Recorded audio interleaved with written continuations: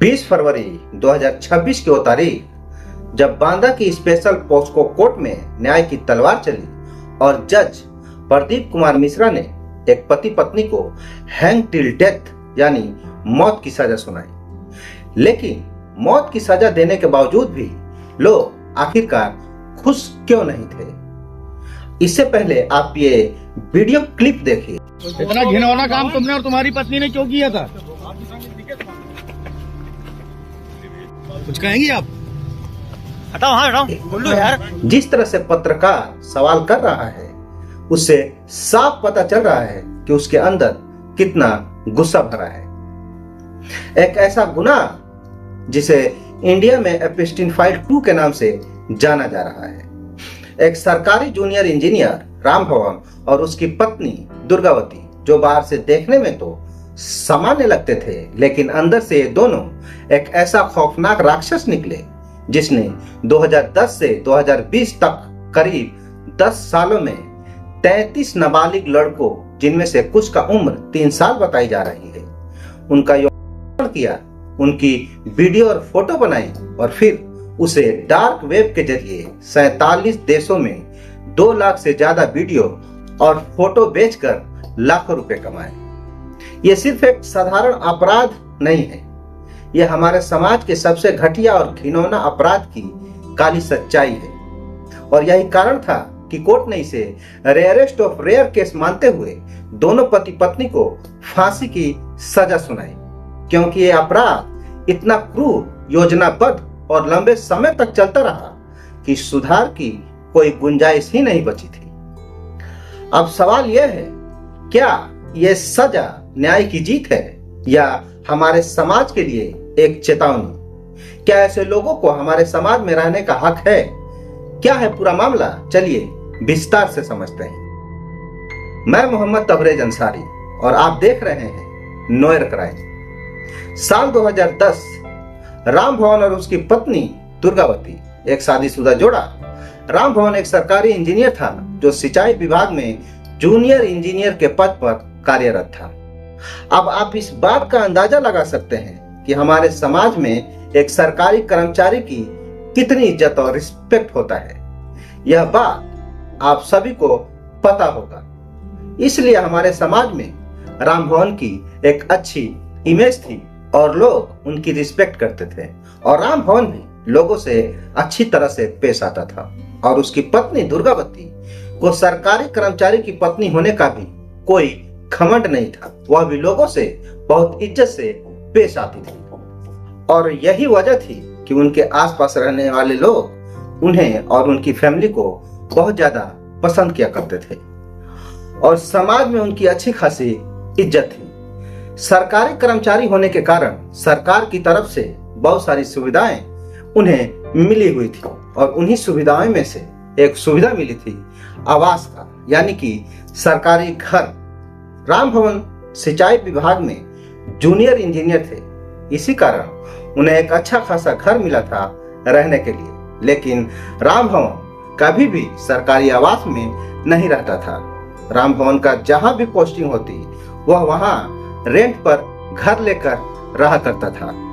अब आप लोगों को लग रहा होगा शायद यह इसलिए करते होंगे ताकि उनकी फैमिली को कोई तकलीफ ना हो और सभी लोग एक फ्री जोन में रह सके, लेकिन ऐसी कोई बात थी ही नहीं, क्योंकि ये दोनों पति पत्नी अकेले रहते थे, उनके कोई बच्चे नहीं थे।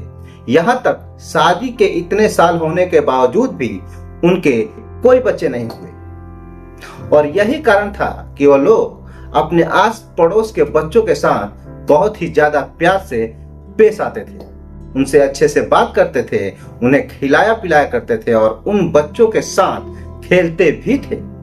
और यही सब देखकर आस पड़ोस के लोगों को ऐसा लगता था कि शायद इनके अपने बच्चे नहीं हैं, इसलिए दूसरों के बच्चों को इतना प्यार करते हैं। शायद इसके बच्चे नहीं होने के कारण ही ऐसा करते हैं। आस पड़ोस के लोग यही सोचा करते थे और यही कारण था कि बच्चों के पेरेंट्स को भी किसी तरह का कोई दिक्कत नहीं था, इसलिए वो अपने बच्चों को उनके घर जाने से नहीं रोका करते थे और बच्चे भी उनके घर उनसे मिलने जाया करते थे, क्योंकि वो लोग बच्चों को फोन पर वीडियो गेम खेलने दिया करते थे, उन्हें चॉकलेट खिलाया करते थे, बच्चों को हमेशा खुश रखते थे। और यही कारण था कि बच्चे उन्हें सांता क्लॉज, अंकल आंटी भी कहा करते थे। लेकिन यह सब करने का मकसद एक बहुत ही घिनौना काम को अंजाम देना था। राम भवन सरकारी कर्मचारी होने के कारण अच्छा खासा पैसा कमाया करता था, लेकिन इसके साथ साथ राम भवन के पास बहुत टाइम भी होता था, जो घर में अपनी पत्नी और अपने आस पड़ोस के बच्चों के साथ बिताया करता था। 2010 और 2020 के बीच में बांदा और चित्रकूट जिला में रहा करता था। यहाँ पर वो दोनों पति पत्नी एक भाड़े के रूम में रहा करते थे, और यह पति पत्नी जहाँ भी जाते थे वहाँ के पड़ोस के लोगों का भरोसा जीतकर उनके मन में अपने लिए एक अच्छी इमेज बनाकर रखा करते थे, और उसके बाद उनके बच्चों को अपने घर पर खेलने के लिए बुलाते थे। ये लोग बच्चों को लुभाने के लिए अपने घर में बहुत तरह के खिलौने रखे हुए थे और बहुत सारे वीडियो गेम भी रखे हुए थे। और यही सब देखकर बच्चों के पेरेंट्स को लगता था कि उनके बच्चे ना होने के कारण यह लोग दूसरे के बच्चों से इतना प्यार करते हैं। लेकिन इस सारे खेल के पीछे का कारण कुछ और ही था। इस कहानी में सबसे चौंकाने वाला मोड़ तब आया जब अक्टूबर 2020 में सीबीआई को इंटरपोल के जरिए कुछ इनपुट मिले कि कुछ लोग बच्चों के लेकर ऐसे कंटेंट बनाकर डार्क वेब पर उसे बेच रहे हैं जो सही नहीं है। इंटरपोल ने कुछ फोन नंबर और ईमेल दिए जिसे सीबीआई ने ट्रैक करना शुरू किया। तब वह बांदा में राम भवन तक पहुंच गए। उसके बाद सीबीआई ने उन दोनों पर एक एफआईआर फाइल की और 17 अक्टूबर 2020 को चित्रकूट के अपार्टमेंट से राम भवन और उनकी पत्नी दुर्गावती को गिरफ्तार कर लिया गया। गिरफ्तार करने के बाद उनके अपार्टमेंट को जब चेक किया गया तब वहां से mobile, laptop, hard drive, pen drive, 34 video और 679 इमेज और लाखों रुपए कैश बरामद हुए, जिन्हें जांच करने के बाद उनके सारे गुनाह, सारे करतूत सीबीआई के सामने आ गए थे। लेकिन राम भवन की जो पत्नी थी वो गिरफ्तार नहीं हुई थी, क्योंकि इस बात का कोई सबूत ही नहीं मिला था कि वह भी अपने पति के साथ इस गुनाह में बराबर शरीक थी। लेकिन उसकी एक गलती के कारण वह भी गिरफ्तार कर ली गई, क्योंकि राम भवन के गिरफ्तार होने के बाद वो अपने पति के खिलाफ सबूत को मिटा रही थी और उन बच्चों और उनके परिवार वालों को धमकी भी दे रही थी कि कोई भी इस बारे में किसी को कुछ भी ना बताए। लेकिन ये धमकी देने की बात जो थी यह गिरफ्तारी से पहले भी किया करते थे। लेकिन कुछ महीने बाद ही राम भवन की पत्नी दुर्गावती को भी गिरफ्तार कर लिया गया। और जब सीबीआई ने इस दोनों से पूछताछ करना शुरू किया, पूछताछ के दौरान जो इन्होंने बताया यह सुनकर सभी के पैरों तले जमीन खिसक गई। लोग सोच में पड़ गए कि बच्चों के लिए इतना प्यार सिर्फ एक दिखावा था। दरअसल इस प्यार के आड़ में यह अपना एक घटिया और घिनौना अपराध को अंजाम दे रहे थे। यह लोग खासकर उन गरीब बच्चों को टारगेट करते थे कि अगर कुछ प्रॉब्लम होता भी है तो उनके पेरेंट्स को पैसे देकर चुप कराया जा सके। यह लोग बच्चों को अपने जाल में फंसाने के लिए चॉकलेट, वीडियो गेम, पैसे और बच्चे अगर ज्यादा छोटे हों तो उन्हें खिलौनों का लालच देकर उन्हें अपने जाल में फंसाया करते थे। यहां तक कि बच्चों के पेरेंट्स को भी खुद पर भरोसा दिलाने के लिए उनसे अच्छे बर्ताव किया करते थे, और जब उन्हें विश्वास हो जाता था तब वह लोग बच्चों को अपने घर बुलाया करते थे और फिर शुरू होता था एक क्रूर और घिनौना खेल जिसे मैं आप लोगों को बता भी नहीं सकता, क्योंकि यह यूट्यूब पॉलिसी के खिलाफ जाता है। लेकिन आप लोग समझदार हो, मैं आप लोगों को सिर्फ इतना बता दूं कि यह क्राइम एपिस्टीन 5 से थोड़ा भी कम नहीं था। यह लोग इस क्राइम को करते और उसका वीडियो शूट करते और फिर उसे डार्क वेब पर बेचते थे। आप लोगों को बता दूं कि इस तरह से इन्होंने 2 लाख से ज्यादा वीडियो और फोटो बेचकर करोड़ों रुपए कमा चुके थे। ये सारी चीजें मैं एक्सप्लेन नहीं कर सकता दोस्तों, लेकिन यह सारी चीज अलग अलग देशों में बेचे जाते थे। इन्हें खरीदने वाले ऑस्ट्रेलिया, चीन, यूएसए, ब्राजील और अफगानिस्तान जैसे देश थे। इनके अलावा 47 कंट्री में इन सभी चीजों को बेचा जाता था डार्क वेब के जरिए, और ये लोग इस तरह से करोड़ों रुपए कमा चुके थे। और इन सारे गुनाह में राम भवन की पत्नी बराबर साथ दिया करती थी। लेकिन गिरफ्तार होने के बाद दुर्गावती ने इस गुनाह को एक्सेप्ट ही नहीं किया।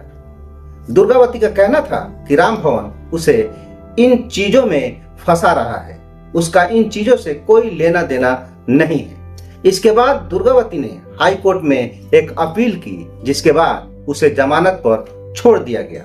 लेकिन उसके खिलाफ सबूत मिटाने और बच्चों के पेरेंट्स को धमकाने और समझौता करने के भी केस दर्ज था। इसलिए कोर्ट ने विक्टिम के गवाही के अनुसार उसे भी गुनहगार माना और फिर मेडिकल रिपोर्ट के मुताबिक उन बच्चों के साथ फिजिकल और मेंटली चोट पहुंचाना कंफर्म हुआ था। और कुछ को तो हॉस्पिटल भी जाना पड़ा था और कुछ को आंखों का भी प्रॉब्लम हुआ था। उनको भेंगापन हो गया था।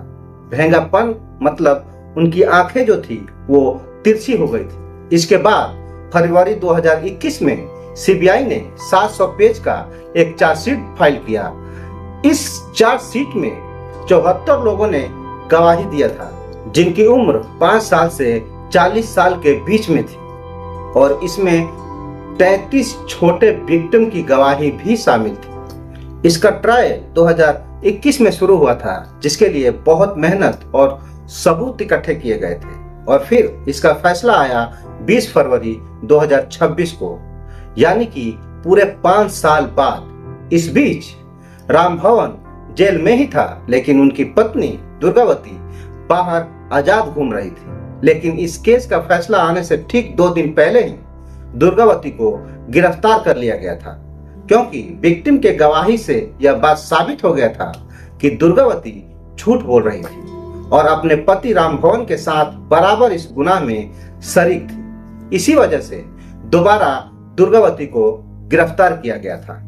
बच्चों की जो गवाही थी वह तो मैं आप लोगों को नहीं बता सकता, लेकिन आपको इतना जरूर बता सकता हूं कि उन्होंने बताया कि कैसे यह लोग हमें अपने जाल में फंसाते थे। जिसमें एक बच्चे ने कहा था कि उसके साथ पूरे 1 साल तक गलत काम होता रहा और उसे वीडियो गेम के लालच देकर बुलाया गया था। और कुछ का तो यह भी कहना था कि जब उनके साथ यह सब हो रहा होता और वह जब दर्द से चीखते चिल्लाते, उसके बावजूद भी इन पर कोई असर नहीं पड़ता।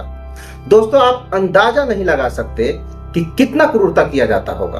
और यही कारण था कि जज प्रदीप कुमार मिश्रा ने इसे रेयरेस्ट ऑफ रेयर केस मानते हुए इन दोनों पति पत्नी को हैंग टिल डेथ यानी मौत की सजा सुना दी। दोस्तों, हैंग टिल डेथ का मतलब होता है जब तक मुजरिम के जिस्म से जान बाहर नहीं निकल जाता तब तक उसे फांसी पर लटकाया जाए।